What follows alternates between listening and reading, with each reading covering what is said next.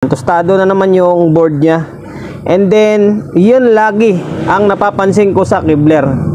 Yan lagi ang napapansin ko sa Kevlar, sa totoo lang. Na minsan, sunog na yung board, yung fuse buo pa. Napakatibay ng fuse na ginagamit sa may Kevlar. Oh. Ang nakalagay kasi dyan, 18 ampere. Mataas naman masyado yung 18 ampere para sa ganito klaseng disenyo lang. Dapat dito mga 12 to 10 ampere lang para kahit papano bumigay siya para yung mga pyesa rito is papoprotektahan niya. For today's video, bali integrated ulit natin yung integrated. Sa totoo lang guys, yung mga iba na hindi ko nagawa ng vlog, pasensya na. Ito kasi kinasabihan tayo na gawa ng vlog eh. Kung maaari daw gawa ng vlog para makita naman nila yung unit nila. Kaya dalawang sunod ngayon yung meron tayong content na merong vlog. Yung iba naman na okay lang kahit na hindi nagawan hindi natin nagawan. Pasensya na sa mga hindi ko nagawan, inuulit ko. Ayun, Kevlar na GX5000 Swisstech. Yun Swisstech ko. Gawa pa ng Switzerland to. Swisstech Kevlar Professional GX-5000 High Power Integrated Amplifier. Okay? Yung may-ari nito is si Sir ayun, GX5 issue sunog board Commonwealth, taga Commonwealth. Si Sir Rael, Sir Rael ng Commonwealth. Shout out and then maraming salamat sa pagkakatiwala ng unit mo rito sa akin, sir. Nga, nakasulat na dun sa may record na merong sunog board. And then ito, binalik ko lang yung takip pero wala ng tornilyo to. Kasi na-check up ko naman na ito eh. Iyan, nung dinala rito, upon checking, ayun tostado. Yan, tostado na naman yung board niya. And then, yun lagi ang napapansin ko sa Kevlar. Yan lagi ang napapansin ko sa Kevlar, sa totoo lang. Na minsan, sunog na yung board, yung fuse buo pa. Napakatibay ng fuse na ginagamit sa may Kevlar. Oh. Ang nakalagay kasi dyan, 18 ampere. Mataas naman masyado yung 18 ampere para sa ganito klaseng disenyo lang. Dapat dito mga 12 to 10 ampere lang para kahit papano bumigay siya para yung mga pyesa rito is papoprotektahan niya. Nangyari tostado talaga siya Grabe naman Ayan. Bali ito yung mission natin for today's video na sana magawa natin. And then may balik natin sa dati yung unit ni sir. Tostado. Bali may history na rin ng repair ito kasi yung channel, itong side na to, ni-repair na rin ng una. Ngayon, bumigay, kabila naman yata. Dami talaga niyang tusta Nag-aani na naman tayo ng dapat anihin dito. So ngayon, bago natin simulan to, syempre promotion muna tayo agad. Sa mga hindi pa nakapag-follow, paki-follow and then syempre paki-share ng video natin sa my Facebook, YouTube channel. Sa mga hindi pa nakapag-subscribe, paki-subscribe, like, share and then syempre paki-hit ng bell button sa gilid para updated ka sa mga susunod na video na i-upload ko. So ngayon, simulan natin. Bali, okay. Baklasin ko muna itong board. Baklasin natin, check natin kung ilang output yung nadali. And then palitan natin yung dapat palitan. Tulad niyan, yung mga tostado na, buti yung kabilang side is nandyan pa yung kulay. Naka-indicate pa yung mga value. May paggagayahan tayo. Ayan, dito sa side, ano to nandito? Malamang 330k tapos diode 330. 330 ohms pala. 33 ohms lang. So ngayon, stay tuned lang kayo. Bali, babaklasin natin. Sobrang tibay ng fuse nito. Nabaklas ko na yung mga dapat baklasin. And then, siyempre, na-check ko na. Ito. Yan, medyo natanggal na yung itim. Dahil sa binras ko. Yung itim na itim, wala tayong magawa dyan. Naskus ko na ng thinner, pero ayaw na talaga matanggal. Ayan. Tapos, ito. Buo yung drive. Buo ito. Tapos yung sira is ito. Isang anong value nito? C 3200 C 3200 tapos A 128 yata to. Yung nakalagay dyan. Tika lang. A1288. A1288 pala. Ang sira itong dalawa. Ano yun? Buo yung dalawa naman. Yan. Ito, buo ito. 1268 pala. 1268 tapos C3200. Sira itong dalawa lang naman. Ito. Yan. Buo ito. Tapos, swerte. Buo yung drive. Buo yung lahat ng output. Yan, tinanggal ko na yung mga bloke kasi nga para ma-check natin pa isa-isa. Ito mga bloke. Buo yung buo yung output kahit pa paano. And then pati yung D, yung to sa may biasing niya, buo rin yan. Buo siya. Okay. So ngayon, bali hindi ko napakita sa inyo kung si good man yan or sira. Basta hindi naman ako nagsisinungaling eh. Yan, buo yan. Sira itong dalawa. Anong ideya may bibigay ko sa inyo? Ayan, para tulad yan, wala nang value yan. Wala nang value. Lahat ng mga nasunog, wala nang value. O, dito kayo kumuha sa may kabila. Yung ito, ang nakalagay dyan ay 1K. 1K ito yun, no? 1K.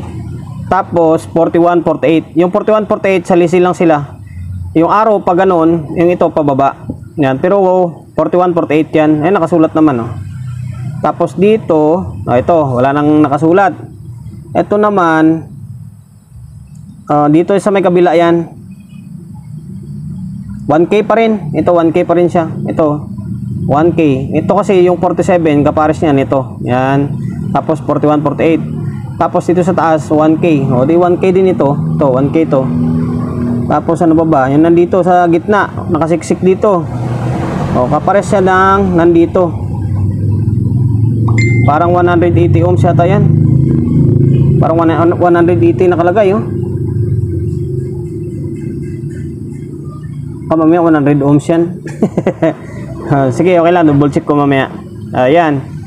Ano pa ba? O yan lang. Tapos dito, nakasiksik dito. Okay, dito naman yan 33 ohms.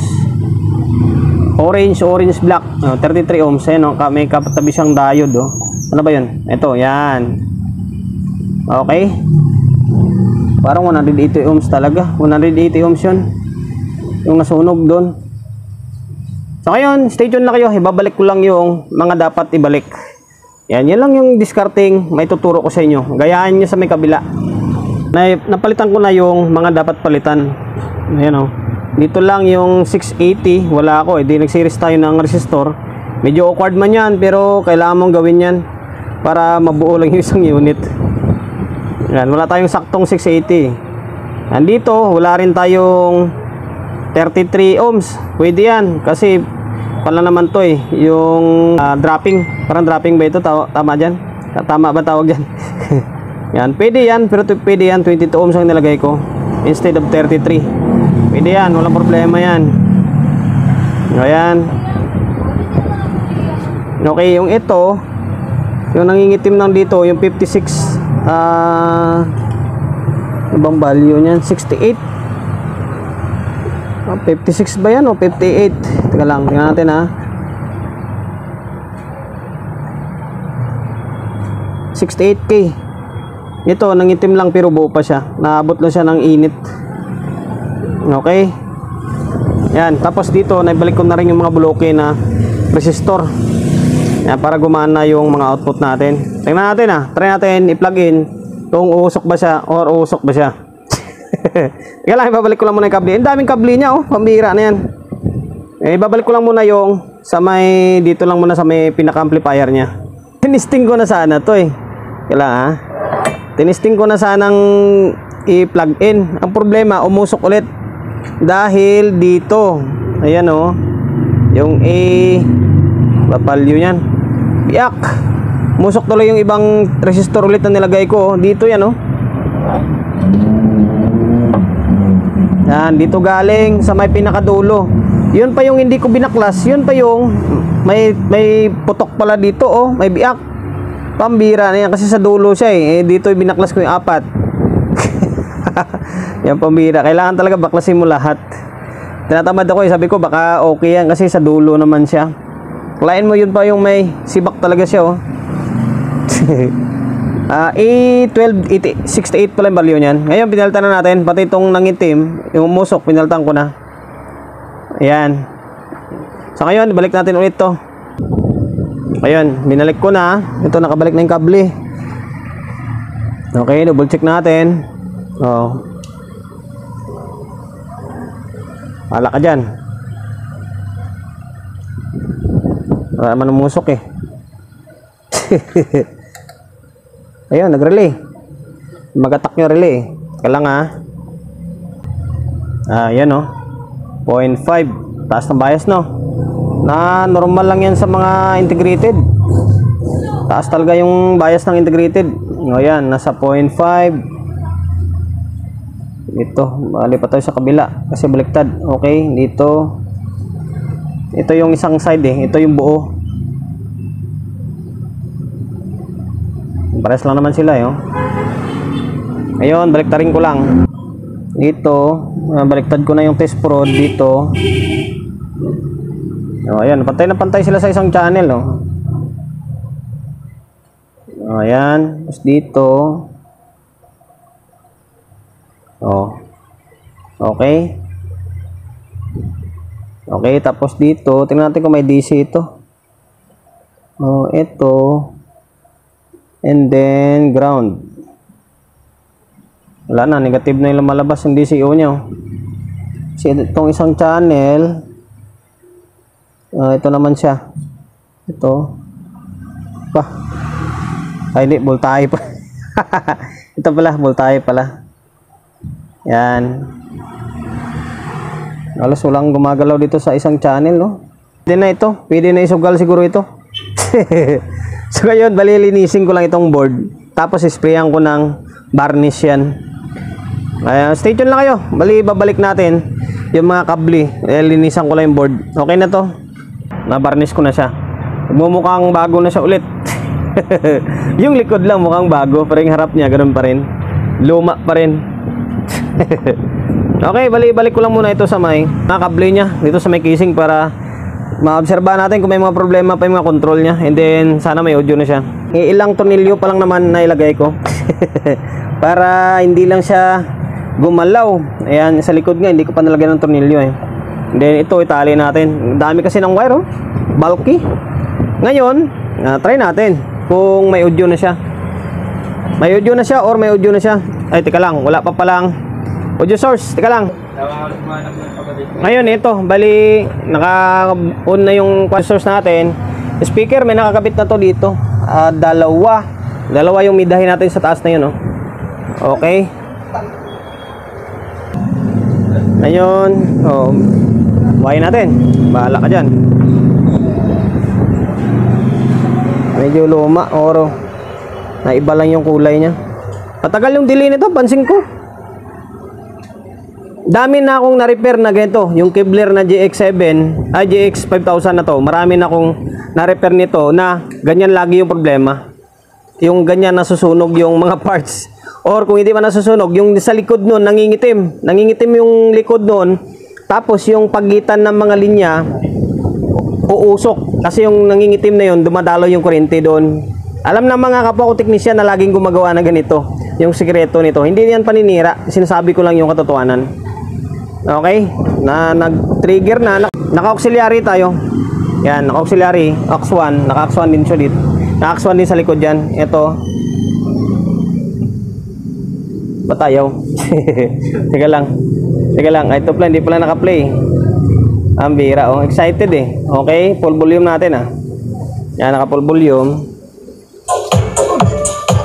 Lakas. Ayan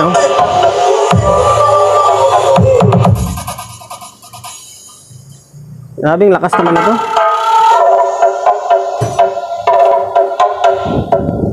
May problema yung control.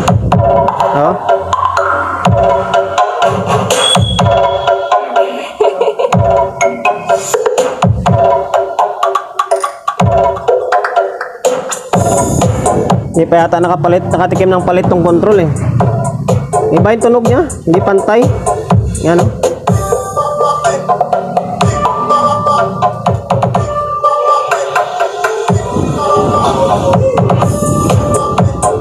Although pwede naman na, kaso mas maigi palitan na lang para fully condition siya or refresh na yung dating niya.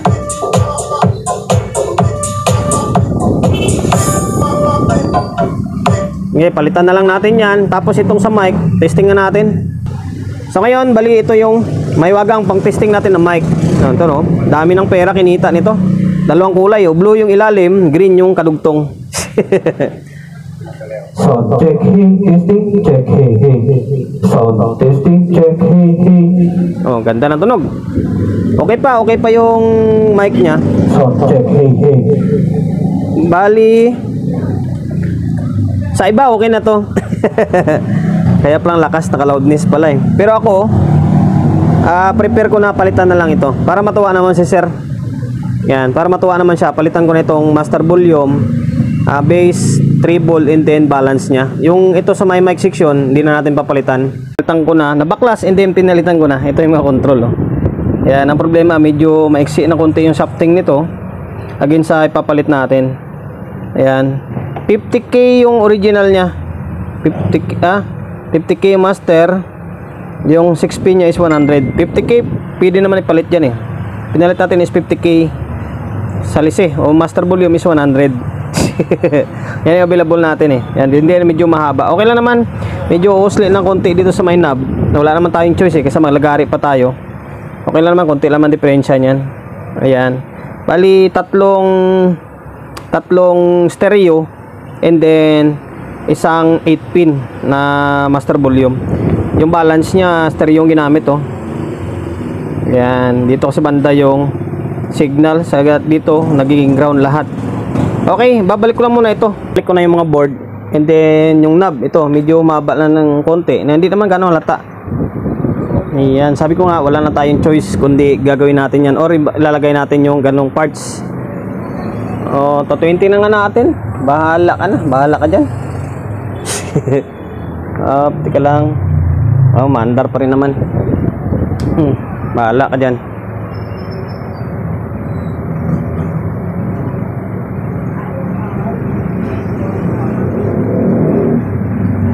Natagal yung delay ng kanya, clip niya.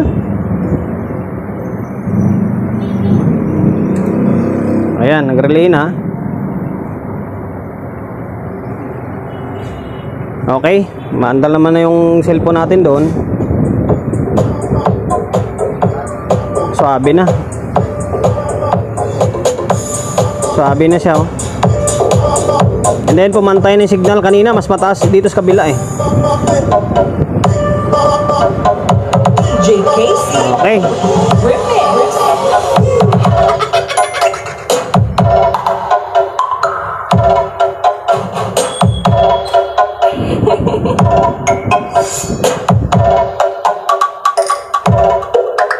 Ayun na, okay na. Bali, pinaltan ko na rin sir. Mapanood mo man yung video ngayon. Ito na, pinaltan ko na rin yung control ng bass, treble, balance, and then master volume. Dito sa may mic section, okay pa naman siya eh. Ayun, bali, okay na. And then, goods na yung unit mo. Ang mga nasira is kompleto na. Yung unang nasunog is itong side na to. Ngayon, sa kabila naman siya, kompleto na. Kompleto na siya. Ayan, naway nakapagbigay ideya ako kung merong ideya. Sana nakapagbigay ideya ako sa mga kapwa natin technician na sisimula pa lang gumawa sa gumawa ng mga amplifier or sa mga pagre-repair. Ulit, bago tayo magtapos, siyempre shop natin always on the go na 24/7. Sa mga gustong magpapa-repair along sa Uyo, Quezon City, number 61 Don Julio Gregorio Street sa Uyo Road sa Uyo, Quezon City. Social media pages natin, so kung hindi pa nakapag-follow, paki-follow and then siyempre paki-share ng video natin sa my Facebook, YouTube channel. So kung hindi pa nakapag-subscribe, paki-subscribe, like, share, and then siyempre paki-hit ng bell button sa gilid para updated ka sa mga susunod na video na i-upload ko. Ingat, God bless, and then peace sa atin lahat.